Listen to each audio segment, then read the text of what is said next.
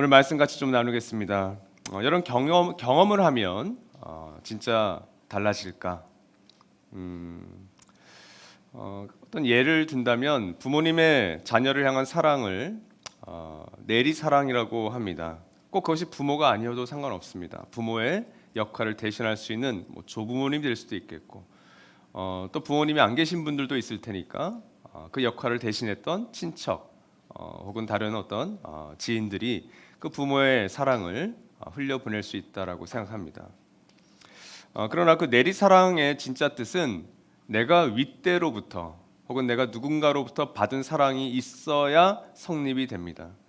내가 받은 것이 없는데 그것을 흘려보낸다. 그 흘려보낸 사랑은 쉽게 고갈되기 마련입니다. 누군가로부터 받은 그 사랑이 내 안에 자리 잡고 그것이 시간이 흘러갈수록 무르익어 가면서 그 사랑을 흘려보내는 것. 예를 들어 부부가 결혼을 할 때도 마찬가지죠. 어떤 한쪽은 부모로부터 사랑을 많이 받은, 그럼 어떤 한쪽은 그 부모로부터 그런 사랑을 받은 적이 별로 없는, 그럼 어떻게 내리사랑이 성립이 될까요? 당연히 사랑을 많이 받은 한 편에서 한 배우자가 그 다른 배우자를 향해서 오래 참아주면서 그 사랑을 보여주는 것, 그것도 내리사랑이 성립이 될 겁니다. 네, 여러분, 기독교의 사랑이야말로 진정한 내리사랑의 대표적인 예가 되겠죠. 하나님께로부터 받은 그 사랑을 내가 받아서 흘려보낼 수 있는 것, 그것이 기독교 사랑의 핵심입니다. 때론 부모님으로부터, 가정으로부터, 어떤 남편과 아내로부터 어떤 그 사랑을 내가 받지 못했다 할지라도 하나님 안에서 경험했던 그리고 받았던 그 사랑으로 말미암아 내가 누군가를 사랑할 수 있는 힘이 생기는 것, 그것이 기독교의 사랑입니다. 그래서 우리 어제 한 커플도 결혼을 해서 결혼식을 잘 치렀는데, 여러분, 한 사람과 사랑해서 결혼에 이르러도 그 한 사람을 제대로 사랑할 수 없는 것이 결혼 생활입니다. 사랑해서 결혼했음에도 불구하고 그 한 사람을 온전히 사랑하는 것이 너무 어렵다라는 거죠. 그것이 이제 결혼 생활의 가정 생활의 사실 진짜 실체이기도 하죠. 이런 모든 내리사랑을 가리켜서 기독교에서는 은혜라고도 다른 이름으로 부릅니다. 근데 그 은혜는 눈에 보이지 않습니다. 사랑은 눈에 보이지 않습니다. 그죠? 근데 여러분, 경험하면 드러납니다. 사랑도 경험하면 드러납니다. 내가 사랑에 빠지거나 내가 사랑을 많이 받으면 그 사랑이 얼굴의 표정에서 그리고 행동에서 몸으로 드러나기 마련입니다. 그것은 숨길 수가 없어요. 그 은혜를 경험했던 두 사람을 오늘 본문 말씀에서 소개하고자 합니다. 누가복음 2장 25절에서 38절까지의 말씀, 조금 길지만 우리 같이 한번 스크린과 여러분 갖고 계신 강의를 보시면서 함께 읽습니다. 시작.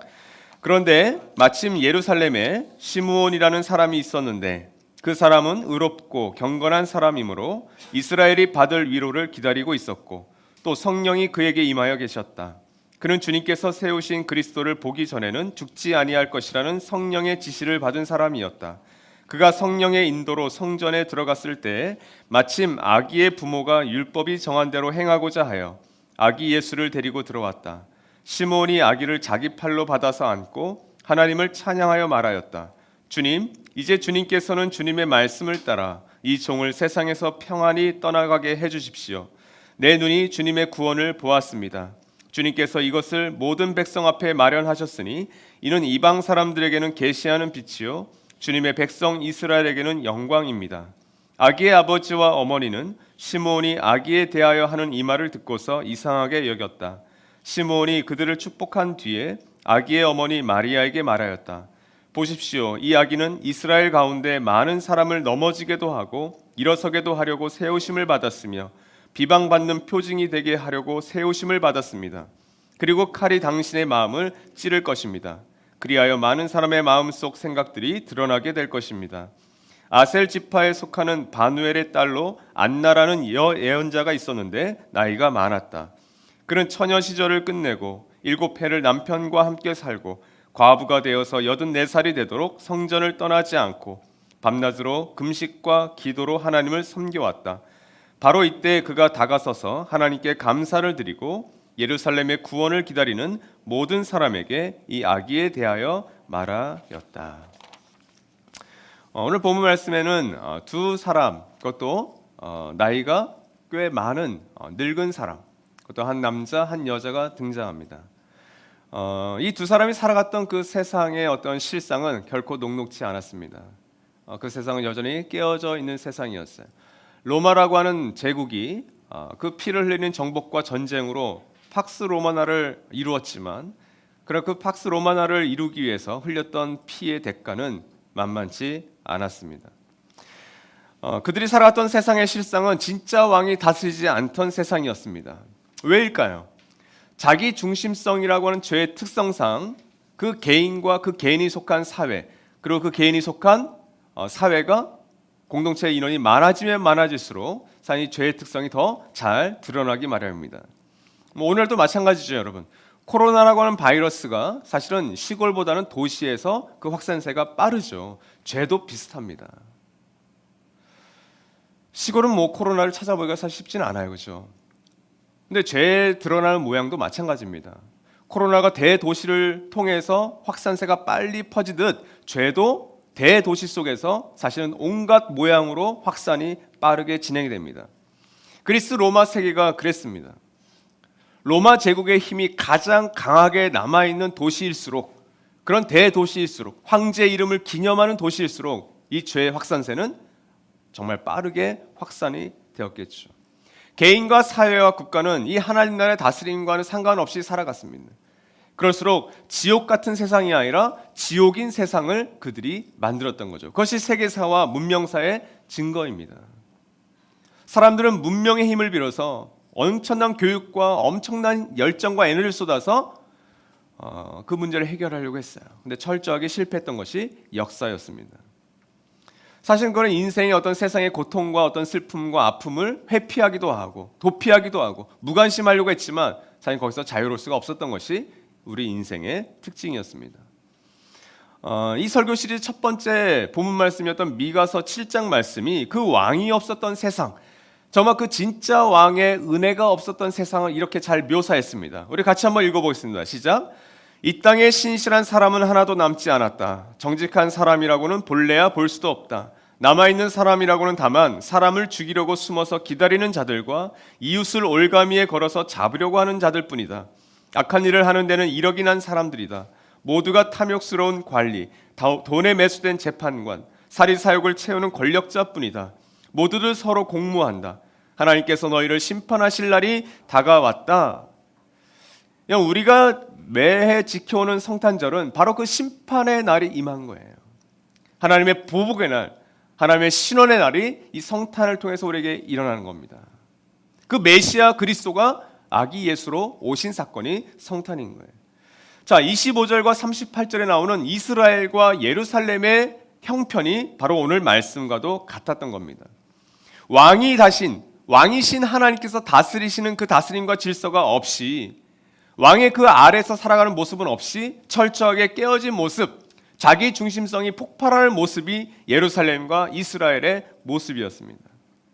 어제 결혼한 커플에게 말씀을 전하면서 항상 그 결혼한 커플들에게 저는 말씀의 제목을 세상에서 가장 아름다운 여행이라고 잡아요. 맞습니다. 여러분, 결혼은 세상에서 가장 아름다운 여행의 출발점입니다. 그런데 여러분, 사랑해서 결혼했던 그 한 사람도 우리가 온전히 사랑하는 것이 어렵잖아요.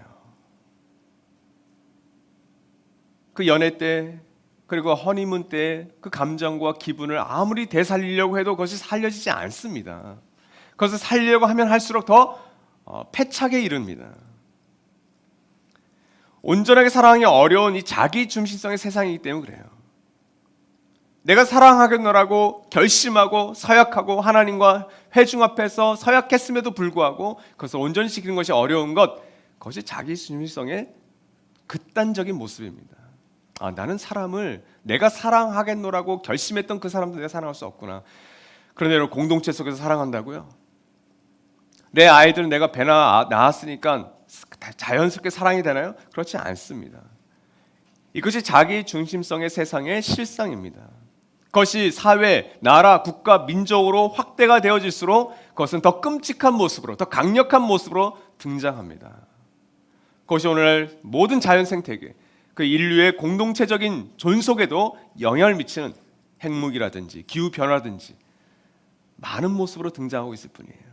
그러니까 여러분 2000년 전에 이 시므온과 안나가 살았던 세상이나 어쩌면 지금 2020년을 살아가고 2020년을 희망하고 싶은 우리의 세상의 모습이 전혀 다를 바가 없는, 아니 어쩌면 더 지독해진 세상을 우린 살아가고 있을지도 모르겠어요. 그러나 이들이 그 살았던 그 세상의 실상만 이런 것이 아니라 이 시므온과 안나가 살았던 그 인생, 우리가 삶이라고 부르는 그 인생도 사실은 그 실상은 녹록지 않았습니다. 그것이 25절과 36절, 37절 잘 보여주죠. 누가복음은 이 늙은 남자와 늙은 여자를 통해서 그 고통과 슬픔이 가득했던 세상의 모습, 특별히 인류의 모습, 인생의 모습을 우리에게 소개하고 있습니다. 시므온을 볼까요? 25절 보시면 의롭고 경건한 사람이라고 소개합니다. 여러분 그거 아세요? 2000년 전이나 지금이나 하나님 앞에, 세상 앞에 의롭고 경건하게 살려고 하는 많은 사람들은 다 고통과 슬픔을 당합니다. 그것이 상수입니다. 의롭게 살고 경건하게 살려고 하면 여러분 고통받는 것이 이 세상입니다. 이 세상을 사는데 그런 부대낌이 없다고요? 그렇다면 여러분 의롭고 경건한 삶을 요즘 안 살고 계시다고 보셔도 무방합니다. 여러분 그들이 살았던 예루살렘은 어떤 곳이었습니까? 예수께서도 예루살렘을 향해서 저주하셨듯이 의롭고 경건했던 선지자들이 죽음을 당했던 곳, 피를 흘렸던 곳이에요. 하나의 말씀을 온전히 전했던 선지자들이 죽음을 당했던 곳이 예루살렘이었습니다. 암탉의 새끼들을 모으듯이 하나님의 의롭고 경건한 삶을 모으려고 했던 것이 예루살렘인데 그러지 못했던 거죠. 예루살렘의 성전, 가장 하나님의 나라의 다스림과 질서가 선명하게 드러나야 될 예루살렘 성전마저도 강도의 구례를 만들었던 것이 바로 그 당시 종교 지도자들이었습니다. 그러니까 이런 의롭고 경건한 사람은 원래 어렵게 살게 되어 있어요. 그래서 이런 26절을 보시면 또 다른 인생의 고통을 경험했던 것을 보게 되죠. 그리스도를 보기 전에 너 죽지 않을 거야. 이런 예언을 받았어요. 여러분도 그런 예언을 받으시면 좋겠어요? 너 죽기 전에는 이런 한번 현상을 볼 거야. 이런 게 쫄리는 맛이 있을걸요? 그럼 언제 볼 것인가? 오늘 말씀을 자세히 보면 29절에 주님의 말씀을 따라 이 종을 세상에서 평안히 떠나가게 해주십니다. 이게 20대, 30대에 얘기할 게 아니죠. 30대의 이 아기 예수를 보고 이제 주님 나를 떠나가게 하시는구나. 너 그거 보면 너 죽어. 이렇게 얘기하셨는데 이건 노년에 이르러서 할 수 있는 이야기예요. 몸은 계속 망가지고 있는데 그 아기 예수, 그 메시아는 볼 수 없었던 시므온의 상황이었겠죠. 근데 드디어 봤어요. 이제 이 노구의 몸도 주님 안식을 취할 수 있겠군요. 안나는 어땠을까요? 36절, 37절 말씀을 보면 처녀 시절을 끝내고 7해를 남편과 함께 살고 과부가 되어서 84살이 되도록 세 번역은 이것을 두 가지 경우에서 한 가지 경우를 선택해서 한 거예요. 결혼하고 7년은 결혼 생활을 한 후에 나머지 84살가 될 때까지 싱글로 살았다 이렇게 번역을 한 거예요. 몇 가지의 경우가 있는데 이 경우 세 번역의 경우를 본다면 당시 14살, 17살이 결혼 정년기였다면 가장 늦어도 17살로 잡아도 24살에 과부가 된 겁니다. 그리고 약 60년 동안 과부 생활을 했던 거예요. 그게 안나였습니다. 여러분 20대 초반에 과부가 되었다면 하나님을 원망해도 충분하지 않을까요? 그래도 돼요. 그럼 우리 주변에 그런 분들이 있어요, 여러분. 세상에서 가장 아름다운 여행을 시작했지만 어떤 이유에선 그 여행이 어그러진 분들이 있다라고요. 우린 그런 분들에게 쉽게 손가락질할 수 없습니다. 누구라도 그렇게 할 자격은 없어요. 근데 여러분 이 안나는 어땠을까요? 가장을 잃었다는 것은 이 당시에는 모든 생계 유지를 포기했다는 걸 의미해요. 유대 사회에서는 더 심각했었습니다. 고통과 슬픔에서 자유할 수 없는 인생, 두 종류의 인생을 이 안나와 시므온을 통해서 우리에게 보여주고 있는 거죠. 비록 결혼 생활이 세상에서 가장 아름다운 여행이 될 수도 있을지언정 그 안에는 누구나 겪는 인생의 수고와 고통과 땀과 아픔들이 그 안에 있다라는 사실입니다. 실은 우리 나두면 꿈꾸는 교회 하늘가족 171명의 모든 한 사람 한 사람의 겉모습은 멀쩡하고 괜찮아 보일지라도 그 사람과 조금만 깊이 이야기하고 정직하게 겸손하게 얘기를 나누면 그 사람이 경험했던 그 아픔과 슬픔에 대해서 우리 모두는 이해하고 공감할 수 있습니다. 그게 우리가 살아가고 있는 인생의 실제 모습이에요. 여러분 가정과 직장 안에서 요즘 여러분의 화제가 무엇이었습니까? 이런 인생의 실상들 아닙니까? 의식주의 문제. 이 서울의 수많은, 이 경기도의 수많은 아파트와 집 가운데 나의 집이 없는 것. 수많은 차들 가운데 내가 끌고 다닐 만한 차가 없는 것. 내가 먹고 내가 입고 내가 사는 것에 대한 문제들. 근데 여러분, 의롭고 경건하게 하나님 앞에서 살려고 하면 그런 문제들이 부대껴 옵니다. 내가 마음만 먹으면 얼마든지 세상 사람과 똑같이 살 수 있다고요. 근데 하나님 앞에 의롭고 경건하게 살려고 하면 이 스므온과 안나와 같은 삶을, 고된 삶을 살아갈 수도 있습니다. 그러나 여러분, 이 두 사람은 하나님의 은혜를 기다렸습니다. 그들의 기다렸던 은혜는 이런 건 아니었어요. 고작 잘 죽는 것, 안정된 의식주, 그리고 노후, 이런 건 아니었습니다. 세상 기준에서의 위로가 아닌, 구원이 아닌 이들이 기다렸던 이스라엘이 받을 위로와 예루살렘의 구원은 그 차원이 다른 위로와 구원이었습니다. 저는 우리 모든 하늘 가족들이 이 위로와 구원을 알기를 바라요. 이 위로와 구원이 있어야, 이들이 기다렸던 그 은혜를 우리가 정말 알아야 우리는 의롭고 경건하게 살아갈 수가 있는 힘이 있어요. 도대체 어떤 은혜였나요? 38절 말씀을 보면 예루살렘의 구원을 기다렸던 일단의 사람들도 등장합니다. 그렇죠? 그러니까 시므온과 안나만이 아니라 이 아기 예수를 기다렸던 사람들이 또 있었어요. 메시아를 소망했던 사람들이 있었다는 겁니다. 이 은혜를 갈구했던 사람들이 있었다는 거예요. 무명의 사람들이에요. 이름은 등장하지 않아요.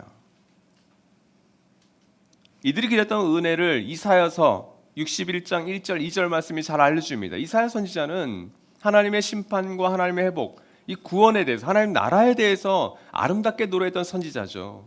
같이 한번 읽어봅시다. 시작. 주님께서 나에게 기름을 부으시니 주 하나님의 영이 나에게 임하셨다. 주님께서 나를 보내셔서 가난한 사람들에게 기쁜 소식을 전하고 상한 마음을 싸매어주고 포로에게 자유를 선포하고 갇힌 사람에게 석방을 선언하고 주님의 은혜의 해와 우리 하나님의 보복의 날을 선언하고 모든 슬퍼하는 사람들을 위로하게 하셨다.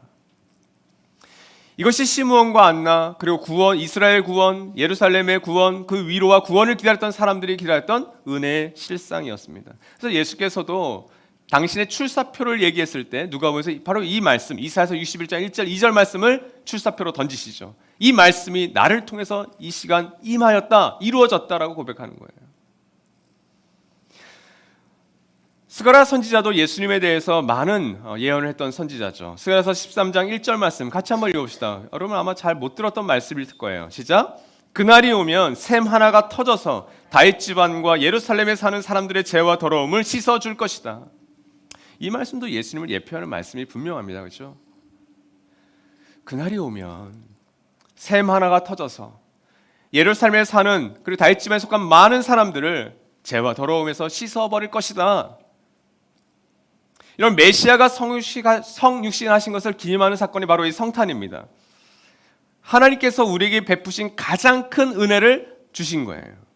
그 은혜는 십자가 사건과 부활 사건을 통해서, 공생의 사건을 통해서 더욱더 확장됩니다. 그래서 복음서를 통해서 확인하시면 돼요.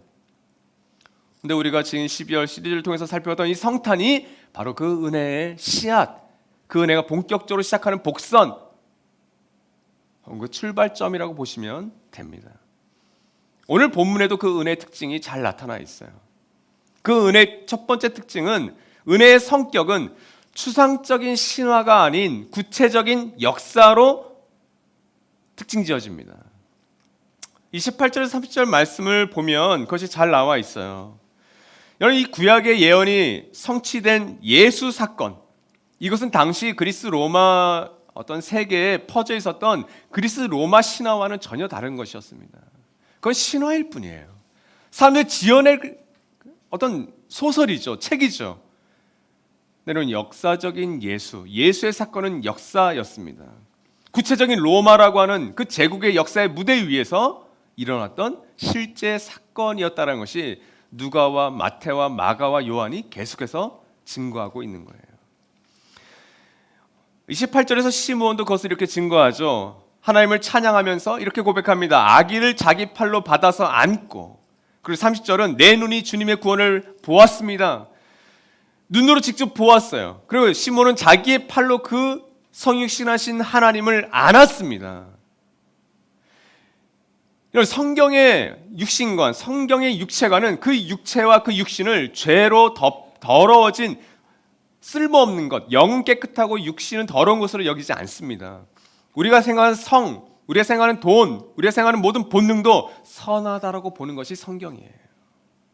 그것을 어떻게 사용하는가가 정말 중요하죠. 역사의 무대에서 시므온은 그것을 직접 경험한 것을 우리에게 얘기하고 있는 겁니다. 아, 이것은 역사구나. 이것을 잘 증거했던 사람이 요한 1서를 적었던 사도 요한 혹은 장로 요한이에요. 우리 요한 1서 1장 1절 2절 같이 한번 읽겠습니다. 시작. 이 글은 생명의 말씀에 관한 것입니다. 이 생명의 말씀은 태초부터 계신 것이요, 우리가 들은 것이요, 우리가 눈으로 본 것이요, 우리가 지켜본 것이요, 우리가 손으로 만져본 것입니다. 이 생명이 나타나셨습니다. 우리는 그것을 보았습니다. 그래서 우리는 이 영원한 생명을 여러분에게 증언하고 선포합니다. 이 영원한 생명은 아버지와 함께 계셨는데 우리에게 나타나셨습니다. 여러분, 요한 사도 혹은 장로가 이 편지를 쓰면서 가졌던 그 마음이 여러분 느껴지세요? 지금 뭘 얘기하고 싶은 거예요? 우리가 그 예수의 죽으심과 그 예수의 부활하심과 예수의 승천하심, 그 예수 사건을 진짜 봤다, 진짜 경험했다, 우린 그 은혜를 진짜 경험했다라고 얘기하고 있는 거예요. 그 답답한 마음으로 얘기하고 있는 거예요. 우리가 손을 직접 만져봤고, 우리가 터치했고, 우리가 함께 먹고 잤고, 우리가 그 사람을 경험했다, 그 하나님이신 인간을 경험했다라고 얘기하고 있는 거예요. 눈에 보이지 않는 그 하나님 우리에게 정말 나타나셨다고 얘기하고 있는 거예요. 이래서 그 간절한 마음이 들어가 있는 겁니다. 여러분, 은혜는 결코 추상적이지 않습니다. 은혜는 역사적입니다. 눈으로 직접 보고 만졌습니다. 그래서 여러분, 교회 안에 있는 여러 가지 의식들이 중세 카톨릭에서 7개의 성례를 통해서 했던 것이 이거예요. 눈에 보이지 않는 하나님을 눈에 보이는 것으로 경험케 했던 겁니다. 그래서 지금 종교개혁 이후에 우리가 남아있는 두 가지가 세례식과 성찬식인 거죠. 우리가 송구 영신 예배 때도 할 것이지만 우리가 때때로 성찬식을 합니다. 왜 그 포도주와 빵이 예수의 살과 피라고 하는 거예요? 그것을 왜 먹고 마시는 우리가 하나됨을 경험하고 예수의 죽으심을 기억합니까? 그것이 눈에 보이지 않는 하나님을 경험하는 은혜의 방편인 거예요. 세례식도 마찬가지입니다. 왜 물을 뿌립니까? 물이 뿌려진다 무슨 변화가 있다고? 근데 그 은혜가 그 물을 통해서 전해지는 거예요. 여러분, 그 은혜의 방편들도 이것이 구체적이구나, 실체적이구나, 역사적인 것을 우리에게 증거하고 있는 겁니다. 여러분, 예수의 사건은 역사적인 사건입니다. 여러분, 그 은혜의 대상이 개인 구원이 아닌 세상 구원, 그것은 한 개인만을 위한 복음, 은혜가 아니었어요. 31절, 32절 말씀에 잘 나와 있죠. 31절에서 이것은이라는 것은 구원을 의미합니다. 그 구원은 모든 백성을 위한 것이다. 그런데 이 모든 백성보다는 모든 나라, 모든 민족이라는 번역이 더 좋을 것 같아요. 예수를 통해 드러난 그 하나님의 구원은, 이것은 이방인들에게도 하나님의 백성으로 나아갈 수 있는 길이 된다는 것을 이야기하는 거예요. 이런 의미에서 우리는 요한복음에서 하셨던 예수의 말씀을 더 쉽게 분명하게 이해할 수 있습니다. 요한복음 14장 6절에서 예수께서 이렇게 말씀하십니다. 나는 길이요 진리요 생명이다. 나를 거치지 않고는 아무도 아버지께로 갈 사람은 없다. 여러분, 예수 그리스도를 통해서만 그 어떤 조건을 따지지 않고 모든 민족, 모든 백성, 남녀, 주인과 종, 그 어떤 조건을 물어나고 모든 사람이 하나님 나라의 백성이 되는 길이 열린 것, 이것이 은혜의 대상이에요.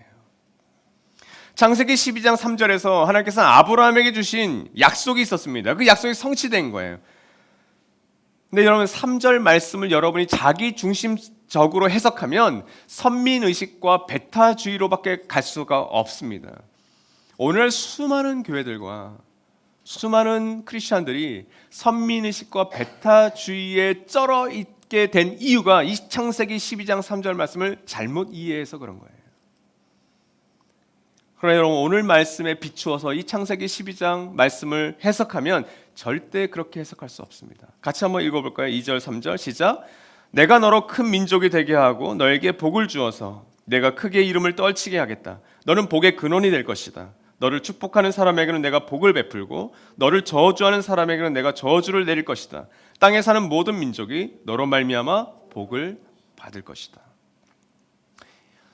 이 말씀을 확고하게 자기 중심적으로 믿는 사람들과 단체가 정치와 결합을 하게 되면 이것은 끔찍한 종교 전쟁으로 비화됩니다. 그래서 종교와 정치는 분리해야 된다고 하는 이유가 여기에 있는 거예요. 좋은 의미에서. 여러분 십자가 사건은 우주적인 회복 사건입니다. 십자가 사건은 나 한 사람을 고작 회복시키고 구원시키러 오신 사건이 아니라 그것도 충분히 은혜가 되지만 십자가의 원래 사건은 죄로 말미암아 어그러졌던 이 피조 세계를 하나님께서 우주적으로 회복시켜 놓으신 사건이에요. 하나님께서 만드신 피조 세계가 회복되는 사건입니다. 뭐가 감사한 건지 아세요? 그 우주 만물을 회복하신 그 사건에 내가 끼어 있는 거예요. 먼지보다 못한, 티끌보다 못한 내가 그 구원 사건에 끼어 있는 게 감사해서 하나님을 찬양하는 것, 그것이 예배입니다. 여러분 이 은혜의 대상이라고 하는 이 특징도 우리 제대로 이해해야 되겠죠. 마지막으로 더 신비한 것은 이 은혜의 방편, 은혜의 방법이에요. 그것은 영광이 아닌 고난으로 이루신 은혜입니다. 오늘 말씀은 이 세상의 왕으로 오실 메시아께서 이 깨어진 세상에서 신음하고 아파하고 슬퍼하는 고통받는 자들을 어떻게 위로하고 구원하실 것에 대한 예언 혹은 계획, 일종의 복선이 이 본문 말씀에 들어가 있습니다. 이전에 구약 성경 메시아와 그리스도 이 예수가 오실 것에 대해서 예언했던 그 성경은 회복과 위로 전에 항상 심판과 보복, 신원의 날이 올 것을 이야기했어요. 왜 그랬을까요? 죄의 문제 때문에 그랬어요. 인간이 해결할 수 없는 그 죄의 문제를 하나님께서는 내가 심판한다. 내 공의와 내 정의로 내가 심판하겠다. 여러분 수요일날 우리 황병구 목사님 모시잖아요. 그날 우리 황병구 목사님이 작사하고 작곡한 곡들로 아마 예배 찬양을 할 거예요. 자, 우리 황병구 목사님을 이렇게 큰형님이라고 부르는데 여러분 왜 제가 이렇게 병구 목사님 좋아하는지 아세요? 병구 목사님은 한국의 크리스천 찬양의 한 획을 그으신 분이에요. 그 팀과. 왜 그랬냐면 80년대 90년대 한국 교회 찬양의 일색은 다 하나님을 찬양하는 거예요. 하나님과의 관계에서 온 거였어요. 그건 너무 소중합니다. 우리 그 찬양들을 많이 부르고 은혜를 많이 받았어요. 근데 우리 병구 목사님을 통해서 일단의 무리들이 뭘 찬양했냐면 하나님의 공의, 하나님의 사랑, 그리고 하나님의 정의를 노래했어요. 예언자의 말씀과 같은 가사를 만들어서 찬양했던 겁니다. 그리고 그 열매가 어디예요? 나들목 교회예요. 나들목의 찬양을 보십시오. 다 가사가 길어요. 대서사시 같아요. 외우지도 못하죠. 대초의 말씀으로 이 찬양 가사 다 외우시는 분 나와 보십시오. 제가 선물 보내드리겠습니다. 저도 못 외우니까. 왜 찬양을 그딴 식으로 만들었을까요? 하나님의 구원의 대서사시적인 이야기들을 그 찬양에 다 담아버린 거예요. 그래서 리듬이 없어도 돼요. 그 찬양들은, 나들목의 찬양은 가사만 봐도 은혜가 돼요. 근데 많은 한국의 찬양들은 리듬을 빼버리면 그 가사는 이상한 신학과 이상한 것들을 담을 수도 있습니다. 충분히. 대표적인 게 실로암이죠. 실로암은 뭘 찬양하는 걸까요? 여러분 그 실로암이 논산 연무대 교회에서 어떻게 이용되는지 아십니까? 구글 검색을 통해서 한번 보십시오.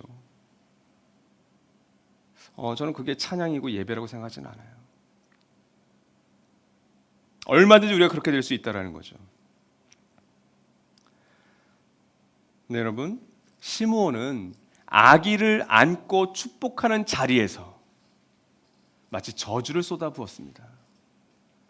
칼이 당신의 마음을 찌를 것입니다. 35절 말씀, 그렇죠? 이게 가당키나 하예요. 또한 34절에서는 보십시오, 이 아기는 이스라엘 가운데 많은 사람을 넘어지기도 하고 일어서게도 하려고 세우심을 받았으며 비방받는 표징이 되게 하려고 세우심을 받았습니다.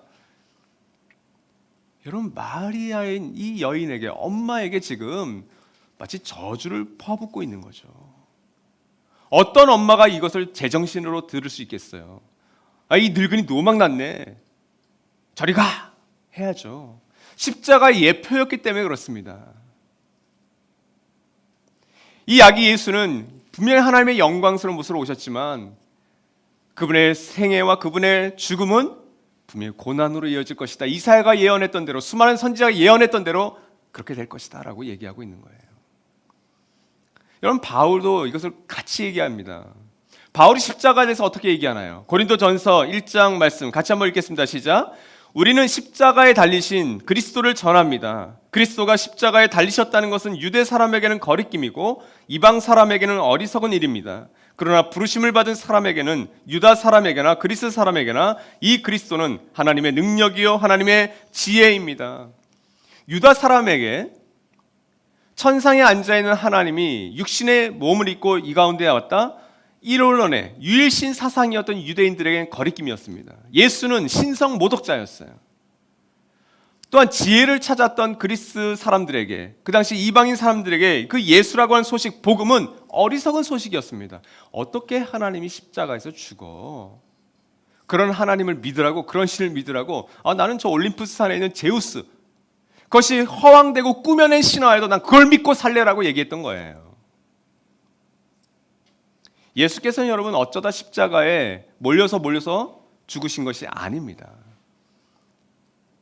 그것은 태초부터 그 2000년 전 아기 예수 사건을 통해서, 그리고 십자가를 통해서 이루어진 성취된 하나님의 완벽한 구원의 계획이었어요. 이게 십자가 사건이었습니다. 인간을 너무 사랑하시는데, 인간의 그 죄를 해결해야 되는데, 그 하나님의 심판과 하나님의 은혜가 완벽하게 만난 것이 십자가이고, 그 하나님의 은혜가 효력을 발휘하게 한 것이 십자가 사건이었습니다. 최고의 방법이었습니다. 그 고난은 예수 본인만이 아닌 어머니 마리아에게도 고통과 고난을 주었어요. 여러분, 이게 은혜의 속성이라는 것을 꼭 기억하십시오. 무슨 말이냐면, 자녀를 낳으신 분이 계시다면, 그리고 부부관계에 있는 가정이 있었다면, 혹은 싱글이어도 상관없습니다. 내 부모님에게, 내 지인에게, 내가 사랑하는 누군가, 나에게 찾는 이에게 내가 은혜를 흘려보내려면 그 흘려보낸 사람은 당연히 고통과 고난을 감수하셔야 됩니다. 고통과 고난이 없는 은혜는 없습니다. 그게 은혜의 속성이에요. 영광스러운 면도 있지만 반드시 고난이 그 안에 들어가 있습니다. 그렇다면 여러분, 우리는 그 2000년 전 아기 예수의 사건도 이미 알고 있어요. 우리 가운데 많은 분들은 그 아기 예수를 메시아로, 그리스도로 받아들였습니다. 인생의 주인으로 받아들이셨습니다. 그렇다면 여러분, 그 하나님의 은혜를 경험한 사람들은 어떻게 살아가야 될까요? 시므온과 안나는 아기 예수의 십자가 사건, 부활 사건도 경험하지 못했습니다. 아마 그 전에 죽었을 확률이 높죠. 그럼에도 불구하고 이들의 삶 속에서는 그 은혜를 경험했어요. 이들에서는 어떤 은혜의 모습이, 경험되어진 은혜의 모습이 드러났을까요? 그 삶의 방식은 첫 번째로는 말씀의 사람으로 살아가는 겁니다. 25절에 이스라엘의 받을 위로를 기다렸다 이렇게 되어 있죠. 이스라엘이 받을 위로를 알려면 구약을 알아야 됩니다. 구약에 정통했던 사람이에요. 26절에서 죽지 아니할 것이라고 하는 성령의 지시를 받은 사람이다. 말씀을 받은 거죠. 말씀을 모르는데 말씀을 받는다? 꽤 어렵습니다. 그것에 관심이 있어야 됩니다. 29절에서는 이제 주님의 말씀을 따라 죽음까지도 수용하죠. 내가 이제 아기 예수를 봤으니 주의 말씀에 따라 나는 순종하겠습니다. 그 순종이 뭐예요? 죽겠다라는 거예요. 이제 죽어도 여한이 없습니다. 말씀을 믿은 거죠. 여러분, 시므온은 철저하게 말씀의 사람이었습니다. 안나가 아기 예수를 소개했던 일단의 사람들도 예루살렘의 구원을 기다렸던 사람들이죠. 이들도 말씀의 사람들이었어요. 구약에 정통했기 때문에, 구약의 말씀을 믿었기 때문에 그들이 안나의 이야기를 성전에서 들을 수 있었던 거죠. 오늘 말씀의 다음 절, 누가복음 2장 39절이 요셉과 마리아에 대해서 이렇게 알려줍니다. 같이 한번 읽겠습니다. 시작. 아기의 부모는 주님의 율법에 규정된 모든 일을 마친 뒤에 갈릴리의 자기네 고향 동네 나사렛에 돌아왔다. 여러분, 요셉과 마리아의 말씀을 이미 들었으니까 아시겠지만 이 부부도, 이 갓난한 아기를, 첫 아기를 둔 이 초보 부모도 말씀의 사람들이었죠. 그들은 주님의 율법에 규정된 모든 규례를 다 지켰습니다. 다 지킨 거예요. 그래서 정말 말씀을 붙들고 믿고 살아갔기 때문에 가능했던 겁니다. 여러분, 마리아와 요셉을 비롯해서 이 모든 말씀의 사람들이 어떻게 메시아를 기다렸을까요? 약속하신 말씀 때문이었어요. 하나님의 은혜를 경험한 사람들은 자신들의 유일한 청중이 사람들이 아니라 하나님임을 인정하는 사람들입니다. 그래서 그분의 말씀을 그냥 죽기까지 따르려고 하는 마음이 그 안에 있는 거예요. 왜? 그분이 나의 유일한 청중이니까. 여러분, 은혜를 경험하면 하나님을 알고 싶어집니다. 왜냐하면 그 성경이 우리를 향한 하나님의 러브레터거든요. 그것도 그냥 간단한 러브레터가 아니라 정말 그 러브레터를 곱씹으면 곱씹을수록 나를 향한, 또 내가 사랑하는 사람들을 향한 하나님의 위대한 원대한 계획과 사랑이 그 안에 가득 담겨있기 때문에 그래요. 그것을 읽어내는 것이 꽤 쉽지는 않아요. 근데 여러분, 내가 직접 그분의 말씀을 읽고 싶어지는 겁니다. 아니, 나를 누군가가 정말 사랑한다는데 그걸 누굴 매개체를 통해서만 내가 듣기를 원하겠어요? 내가 직접 읽고 싶고 내가 직접 만나고 싶겠지. 그것이 말씀의 사람의 특징이죠. 그러니까 여러분, 2020년을 이제 며칠 두지 않았죠? 다가올 2021년에 내가 어떻게 말씀의 사람으로서 살아갈 수 있을까를 고민하십시오. 어떻게 하면 말씀을 가까이 둘 수 있을까를 여러분 고민하십시오. 그리고 그 말씀을 여러분이 직접 요리해서 먹기까지 힘쓰십시오. 두 번째, 예배 사람으로 살아가게 된다는 거예요. 이들은 예배 사람으로 살았어요. 아기 예수를 율법에 따라 성전에서 정결 예식을 드렸을 때 시므온과 안나는 딴 곳에 있지 않았습니다. 성전에 있었습니다. 이들이 만약 다른 곳에 있었다면 우연히 일어난 그때 아마 이들은 자리에 없었을 거예요. 성전은 하나님께 예배 드리는 곳입니다. 다른 곳에 있을 순간 많았다니까요. 근데 그들은 바로 그 순간에 성전에 있었어요. 그게 아니었던 그들은 아기 예수 보지 못하고 죽었을 확률도 높습니다. 특별히 여러분, 37절에서 안나는 84세가 되었을 때에도 여전히 성전을 떠나지 않고 밤낮 금식하며 기도하며 하나님을 섬겨왔다, 이렇게 증거하고 있죠. 여러분, 이건 쉽지가 않아요. 그런데 오늘날도 우리에게 보여지는 현상들입니다. 이렇게 살아가시는 분들 여러분 많아요, 사실은. 지난번 살펴봤듯이 헬라어로 예배를 의미하는 두 단어가 있었다고 그랬죠. 프로스키네오와 라트레이아. 이 가운데 이 라트레이아가 영어로 서비스라고 번역된다고 하는데 오늘 이 하나님을 섬겼다라고 하는 이 단어에서 온 거예요. 안나는 자신의 몸이 한참 늙었음에도 불구하고 밤낮 금식하며 기도하며 하나님을 섬겼던 겁니다. 어디서? 성전에서 예배했던 거예요. 여러분, 은혜는 눈에 보이지 않죠. 근데 은혜를 경험한 사람들의 가장 큰 특징 가운데 하나는 예배입니다. 예배를 사모합니다. 예배를 좋아합니다.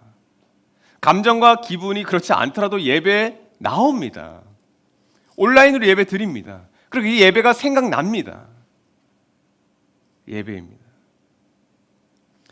코로나 상황입니다. 대면 예배는 거리 두기로 인해서 한계가 좀 있어요. 그렇죠? 우리가 함께 공동체 예배지만 공동체로 지금 못 모이잖아요. 그래서 온라인 예배를 드립니다. 온라인으로 우리가 비대면 예배로 드린 것도 너무 감사해요. 근데 여러분, 비대면 예배에 한계가 있어요. 그래서 어떤 교회는 그런데요. 유튜브로는 보지만 핸드폰 등으로 줌으로 다 들어와서 방송팀에서 갑자기 한 가정을 딱 쏘아 봐주는 거죠. 그래서 그 줌에 들어온 모든 분들이 정결하게 앉아있다고 그러더라고요.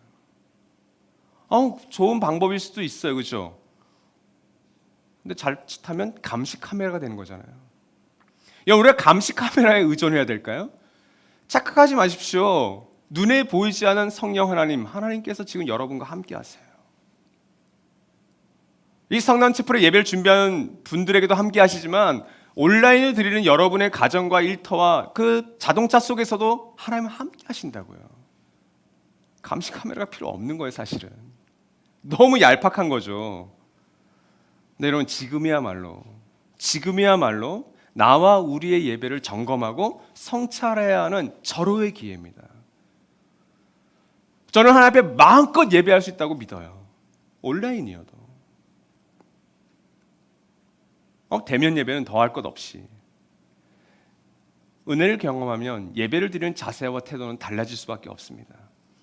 주일에 드리는 1시간, 2시간 예배를 넘어서 이런 거죠. 여러분, 부동산과 집값, 이것이 오늘날 우리의 화두 아닙니까? 오늘 경제 뉴스, 정치 뉴스 이런 거 보면 이게 거의 미쳐버린 세상이잖아요. 거기서 우리도 같이 미치고 있다고요, 지금. 바로 그 세상 속에서 부동산이든 집값이든 주식이든 돈에 관한 만몬이 지배한 이 세상 속에서 판을 치는 삶에서 예배가 깊어져야 된다고요. 그런 소식들이 내게 들리고, 그래서 내 남편과 아내와 내 부모님을 통해서 내 친구들을 통해서 그것이 정보들이 쏟아져 들어올 때, 드디어 왔구나. 내가 진짜 하나님 앞에 예배 드려야 될 때가 왔구나. 근데 거기에 기웃기웃거리고 거기에 마음을 다 쏟아버리면 여러분 어떻게 되죠? 내 마음이 고갈돼요. 고갈된 상태로 예배에 오시는 것도 소중합니다. 다시 또 채워지니까. 네, 여러분 1년을 그렇게 고갈된 상태로 살아보십시오. 이미 예배는 무너져 있게 되는 겁니다. 그럴 때 어떻게 돼요? 나를 유혹하는구나. 내 아내와 내 남편과 내 아이들과 내 부모를 유혹하고 있구나. 더 내 예배를 붙들어야 되는 거죠. 마지막으로 여러분, 오늘 본문 말씀에 선명히 드러나는 것 중에 하나가 이들은 성령의 사람으로 살았어요. 25절, 26절, 27절 말씀을 보면 영어로는 분명하게 The Holy Spirit 혹은 The Spirit, 성령에 대해서 이야기합니다. 시므온은 그저 나이가 많은 늙은 남자가 아니라 성령의 내주하심과 인도하심에 민감했던 사람이었습니다. 성령께서 그를 인도해 가시는 거예요. 사랑하는 여러분, 물론 카 레이서가 사고가 안 나는 법은 없죠. 근데 여기 여러분 운전 못 하시는 분 많잖아요. 라이센스가 없으면 운전 못 합니다. 근데 이런 라이센스가 없다고 해서 운전을 못 하는 건 아니에요. 운전할 수 있어요. 근데 여러분, 세계적인 카 레이서가 운전을 하는 것과 운전면허도 없는 혹은 장롱면허 갖고 있는 분이 운전하는 차, 어떤 차 타시겠어요? 내 인생을 이끌어 가실 때, 내 인생이 차처럼 굴러갈 때 시므온은, 안나는 성령님께 그 운전대를 내어 맡겼던 사람인 거예요. 근데 여러분 아시죠? 운전 좀 하신 분들은 다른 사람이 운전하는 차를 잘 못합니다. 특히 조수석에 앉아 있으면 뭔가 사고 날 것 같아요. 부딪힐 것 같아요. 그래서 오른발에 힘이 들어가요. 그리고 오른쪽에 이 손잡이를 항상 잡고 있습니다. 내가 운전하는 게 편하다고 생각하는 거예요. 저도 그런 게 있어요. 제 아내가 막 운전하는 걸 이렇게 보면 이건 둘 중에 하나 죽겠구나. 다 같이 줄 수 있겠다. 내 몸이 피곤할지언정 내가 운전한다. 근데 여러분, 우리가 인생에 대해서 그렇게 생각한다니까요. 근데 이런 시므온과 안나는 그러지 않았습니다. 하나님께서는 시므온과 안나의 수준으로 찾아오세요. 그리고 그 고된 인생을 살아가는 그들을 혼자 두지 않으셨습니다. 남편을 어린 나이에 여의었다? 그 안나의 입장에서 여러분 정말 과부가 된 거잖아요. 60년 이상을 홀로 살았어요. 여러분 그거 아세요? 하나님께서 성령 하나님으로 더불어서 그 안나의 남편이 되어주시는 겁니다. 그 안나의 든든한 장남, 장녀가 되어주시는 거예요. 든든한 후견인이 되어주시는 거예요. 시므온, 늙은 남자의 든든한 지팡이가 되어주시는 겁니다. 그게 성령의 인도하심이에요. 왕의 은혜를 경험한 사람들은 이 깨어진 세상에서 성령의 인도하심과 내주하심, 도우심이 아니고서는 제정신을 가지고 살아갈 수 없다는 것을 겸손하게 고백하는 사람들입니다.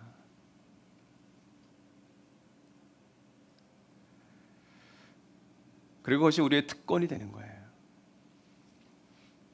갈라디아서 5장 25절에 이 성령의 인도하심과 내주하심을 잘 설명하는 대표적인 말씀이죠. 같이 한번 읽어봅시다. 시작. 우리가 성령으로 삶을 얻었으니 우리는 성령이 인도해 주심을 따라 살아갑시다. 개역 개정보다는 이 세 번역이 의미를 잘 살려서 번역을 했죠. NIV 성경을 보셔도 여러분 잘 보이실 거예요. Let us keep in step with the Spirit. 그 성령님과 함께 보조를 맞추어서 한 걸음 한 걸음 걸어가자. 친밀한 관계를 맺으면서 살아가자.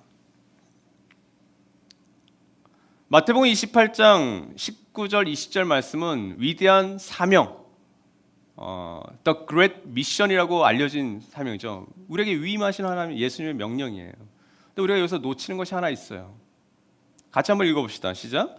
그러므로 너희는 가서 모든 민족을 제자로 삼아서 아버지와 아들과 성령의 이름으로 세례를 주고 내가 너에게 명령한 모든 것을 그들에게 가르쳐 지키게 하여라. 보아라, 내가 세상 끝날까지 항상 너희와 함께 있을 것이다. 그래서 19절 전반전과 20절 전반절에서 모든 민족 우리가 가서 제자로 삼고 세례를 베풀고 가르쳐 지키게 하고 질을 전하고 그래서 우리가 세계 전도, 세계 선교의 어떤 근거가 됐던 말씀이죠. 그것이 누군가 많은 사람의 부담이 됩니다. 이거 어떻게 우리가 모든 민족을 이렇게 할 수 있어? 내가 다 드려야 되나? 근데 여러분 이 말씀에는 시므온과 안나가 경험했던 그 은혜의 특징이 들어가 있어요. 그게 뭐죠? 보라, 세상 끝날까지 내가 너희와 항상 함께 있을 것이다. 누구와 더불어? 성령 하나님과 더불어. 이게 위로라는 거예요. 이 앞에 어떤 모든 어려운 하나님의 명령이 있을지라도 그 명령을 상세하고도 남는 은혜가 뭐예요? 세상 끝날까지 내가 너희와 항상 함께 있을 것이다. 너의 개인적인 죽음 종말이 아니라 이 세상, 이 피조세계가 끝나는 그날까지 나는 너를 떠나지 않아. 난 너와 항상 함께 있어. 이게 여러분 우리가 성령의 사람으로 살아갈 수 있는 특권입니다. 왜? 성령 우리에게 지금 함께 하고 계시니까. 온라인 예배가 아무리 어떻게 되든 우리가 성령님과 함께 살아갈 때는 그 예배는 그 어떤 대면 예배보다 더 생생하게 드릴 수 있는 이유가 여기에 있는 겁니다. 사랑하는 여러분, 값비싼 은혜를 경험한 사람들의 당연한 이 삶, 이게 무슨 의미일까요? 결국 여러분 우리가 경험한 은혜의 크기와 비례해서 우리의 삶으로 그 은혜가 값싼 은혜냐 값비싼 은혜가 드러나기 마련이라는 거예요. 말씀의 사람, 예배의 사람, 성령의 사람으로 살아갈 때 세상은 그 은혜를 구체적으로, 역사적으로, 실존적으로 경험하게 될 겁니다. 이렇게 얘기할 수 있죠. 당신과 여러분과 여러분의 가정이, 여러분의 사역이, 여러분의 삶이 뭐가 되는 거예요? 여러분이 받은 은혜가 값싼 은혜인지 값비싼 은혜인지를 증거하는 실체가 된다는 겁니다. 내 말, 내 행동, 내 사역, 내가 사람과 갖는 인간관계, 내 일상, 내 삶이 그 은혜의 경중을 가르게 될 거예요. 멋있지 않습니까? 우리가 받은 은혜라는 것은 너무나도 엄청나요. 너무나도 풍성해요. 너무 커요.